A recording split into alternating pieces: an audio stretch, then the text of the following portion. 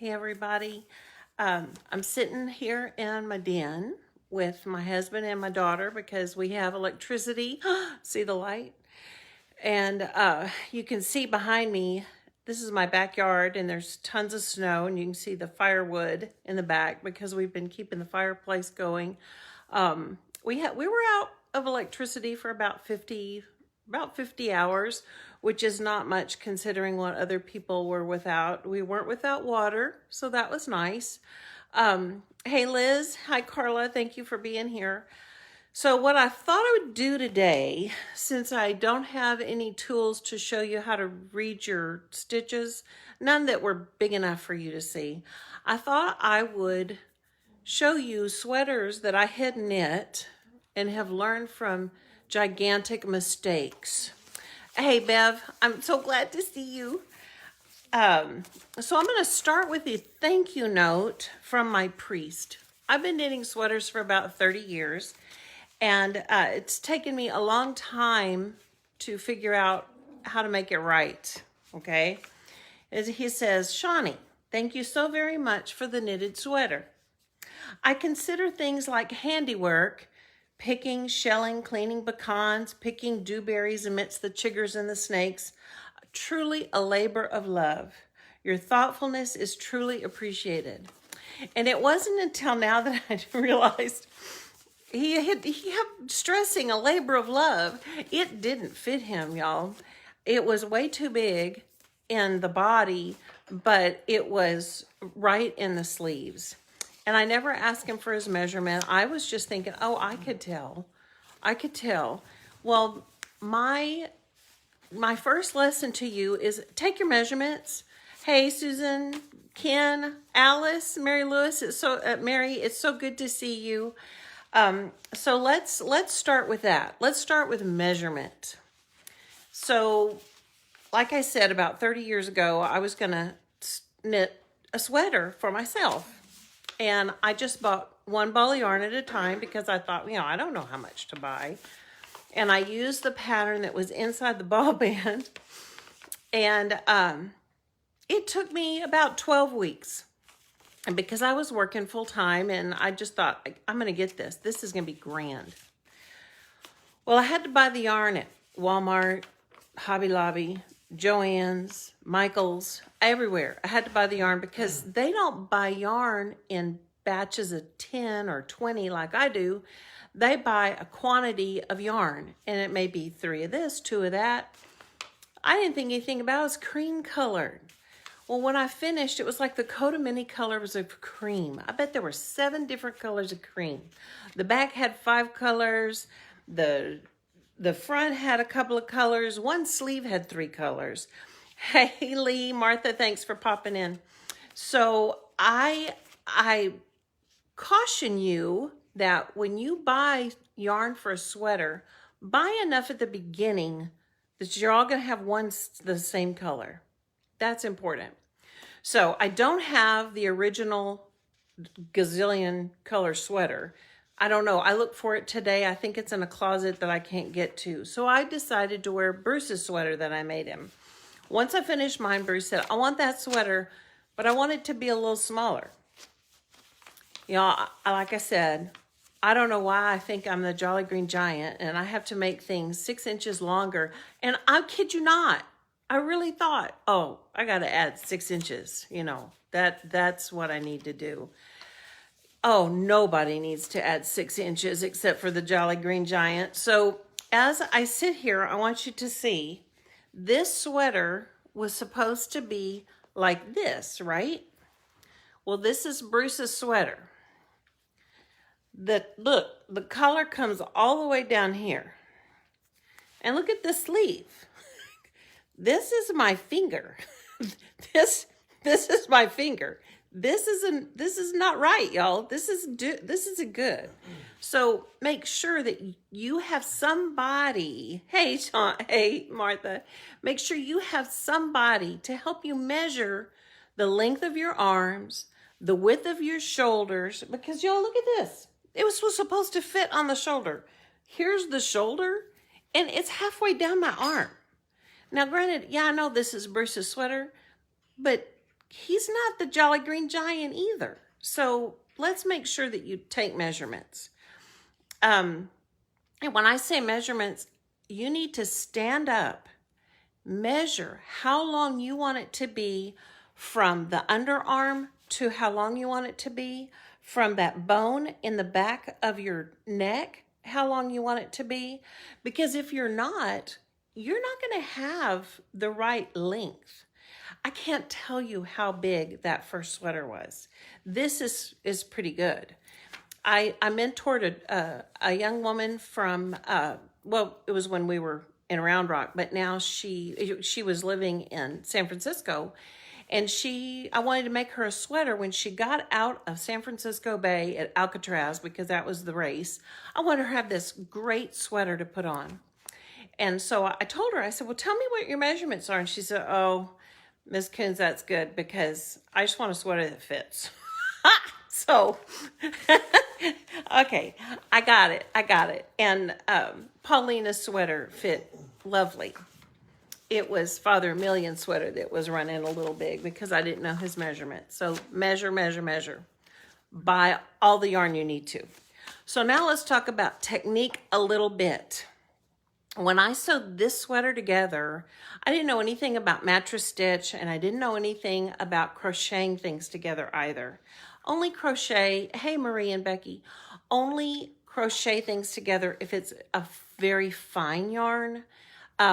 Crocheting something like this together would be too bulky, and you'd have a seam that would be gigantic and it wouldn't fit. So if you can see, look at this. Do you see this? That is from a whip stitch at a decrease. You don't want that. I mean, it's okay. This is a movie watching sweater for Bruce. But my suggestion to you is learn that mattress stitch. It's on my YouTube channel. I haven't crocheted anything together. I had a customer who's lovely, lovely woman, and she learned to knit in Houston. And her knitting instructor, and keep in mind she's been knitting for 50 years, always said that crochet was the best.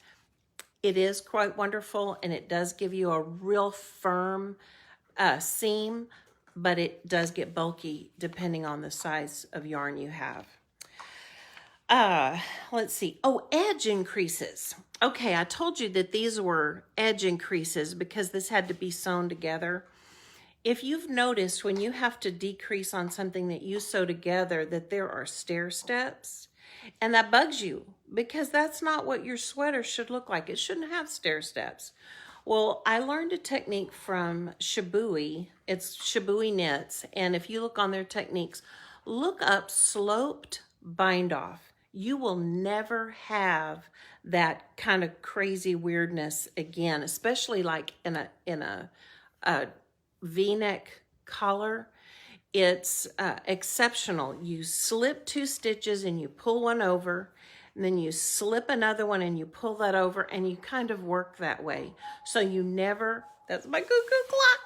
It has an echo. So if it's 6 o'clock, then it cuckoos 12. So we're good. Hey, Whitney, it's good to see you. Hi, Gail.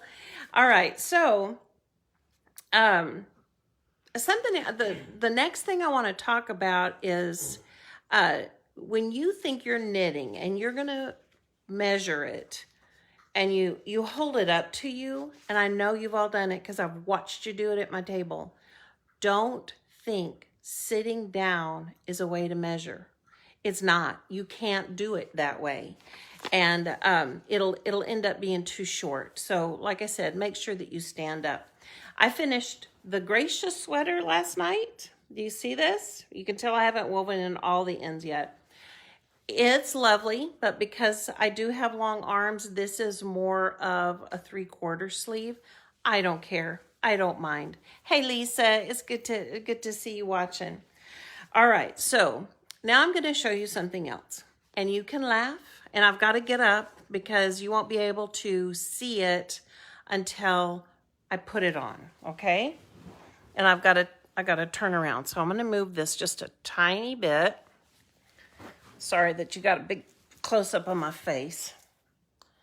All right. Keep in mind this sweater was knit probably third.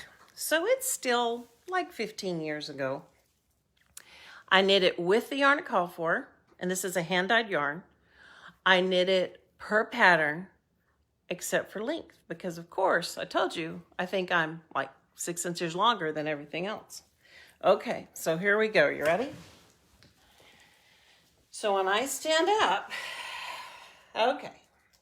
So see, the sleeves obviously aren't right. Yeah.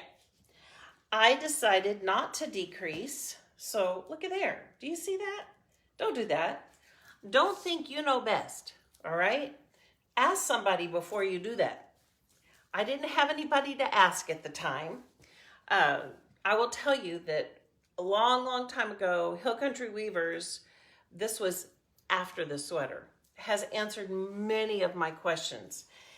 Thank goodness for them. I had projects that turned out right. So you have to decrease in order for this not to happen.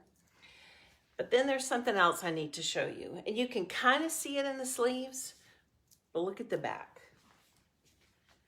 Do you see what happened at the bottom? This is a problem. Can you see it? No, I don't know. Bruce, help me out. Is it showing? Mm-hmm. Okay. All right. Look, you can see it right here. Do you see this big blob of pink? Liz told me I look like Sully on, what is it called? Monsters Inc. So I'm hoping I don't look like Sully. All right. So what I wanted to tell you is that's called pooling. Now, if you follow Stephen B., which I do, I think he's quite amazing and wonderful. There's pooling on purpose, and there's lots of math involved. Well, when you do stuff like this is pooling by accident, and you don't want that to happen. And let's say, hey, Angie, it's good to see you, and Jenna, what you want to happen is more of what this sweater is. So you see all the stripes, right? That's what it's supposed to be like. Then that's what the sweater showed. And you know what? This is also supposed to be like this. But because I knit it so big, it doesn't do that. It doesn't do that. It's okay. So anyway, to get rid of pooling, you want to pull out about 36 inches and start again. And if that doesn't work, pull out a little bit more. And by pulling out some yarn, that changes the math. You don't have to do the math, but it changes the math that's in the dyeing of the yarn. So I think you'll have a better quality of the type of pattern in the yarn. Same goes for like if you're knitting a sock and you're using hand-dyed yarn and it's beautiful and it's all nice and speckledy, and all of a sudden you get big blobs of color, pull out some. It's not going to do, it'll be fine. It'll work out better. Okay. So, hey, Chris, here's the deal. By the time, I'm hoping I can get to the shop tomorrow. We're expecting 18 degrees tonight, and it's kind of treacherous getting out of our driveway, but I'd really like to be at the shop. I happen to know everything is well there. My husband did a little stop by, and he told me it was balmy in there because I kind of set the heater up, but I wanted to keep all the pipes good. So all the water's flowing fine. So the shop is great. And I hope you are wonderful where you are. And I've got a few exciting things that are happening. I've got the linen arrived, and there is a designer. If you go to Pom Pom Magazine, if you follow Pom Pom Magazine, they just did a little blip on their Instagram for that book that's being published. And it's a woman who does both sewing and knitting. And there's quite a few that do that. So I'm kind of excited about that. I love to sew. I promise I'm a lot better a long time ago at sewing than I am knitting gigantic clothes. Much better. Hey, Elizabeth and Karen, thanks for being here. Let's see. Oh, Yarn Snob. Oh my gosh. He told me he was about 2 weeks out. But when I ordered, I told him, okay, here's your budget and you pick, because when you go to his website, y'all, it's just too wonderful. There's all kinds of fabulous, wonderful things. He has a 500-gram ball and he has a 200-gram ball. So I think you're really going to enjoy it. This right here, the Gracious sweater, this was knit with 4 hanks, obviously, 4 different colors of Madeline Tosh Light. And of course, I didn't use up all of this, and I didn't use up all of this, but I will say I used up every bit of this color, and there's a tiny bit left of this. So these 500-gram hanks are going to be fantastic to do stuff like this with. So I hope you get to. I have another little surprise coming, but I don't want to say that until we've firmed up the order. But it's going to be great. And spring's going to come, and we're all going to enjoy knitting. And I hope you've taken the challenge to knit a sweater. I do want to give big props to Jenny Knits and Reads. If you follow at Jenny Knits and Reads, she's a customer that's farther north, like in the Temple area. She has knit so many sweaters. So I don't know. I don't think her Instagram is private, but if you go in, you can look at her fantastic, gorgeous, beautiful sweaters. I commented on how beautifully they fit, and she said, I have to swatch now. Well, everyone should swatch. That's why you don't end up with this, people. Okay. So thank you so very much. I want to thank my daughter and husband that are sitting on the couch over here for putting up with this. Y'all have a great, great day. I hope you're warming up. I hope you have electricity. I hope you have water, and have an extra cup of cocoa or maybe coffee with a little something in it, and y'all have a great day. We've got 18 people watching. I want to thank all of you for popping in. It really means a lot. It's a lot of fun. Have a great day. Bye-bye.